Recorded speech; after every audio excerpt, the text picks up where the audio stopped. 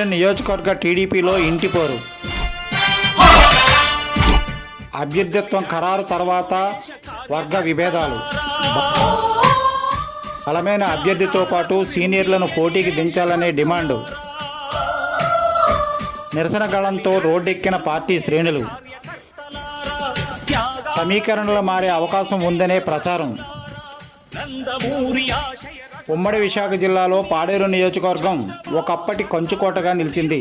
ప్రస్తుతం అంతర్గత విభేదాలతో ఇంటి పోరును తలపిస్తుంది. ఎన్డీఏ కూటమితో టీడీపీలో సీట్లు సర్దుబాటు అంతర్గత ముసలానికి దారితీస్తుందనే విమర్శలు వినిపిస్తున్నాయి. సమర్థవంతమైన నాయకత్వ లోపంతో పార్టీ అధిష్టాన నిర్ణయాన్ని వ్యతిరేకిస్తున్నారు. పాడేరు కిల్లో రమేష్ నాయుడు అభ్యర్థిత్వాన్ని ఖరారు తర్వాత ఆయన ప్రచారం సాగిస్తున్నారు.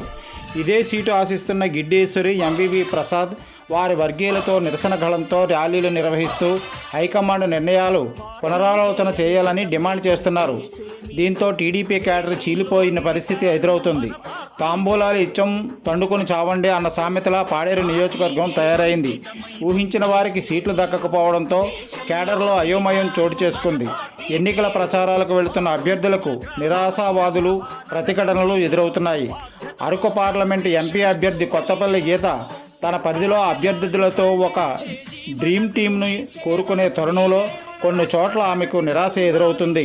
ఇప్పటికైనా టీడీపీ హైకమాండ్ పార్టీ నేతలు స్పందించకపోతే విజయావకాశాలపై ప్రభావం ఉంటుందని పరిశీలకులకు భావిస్తున్నారు.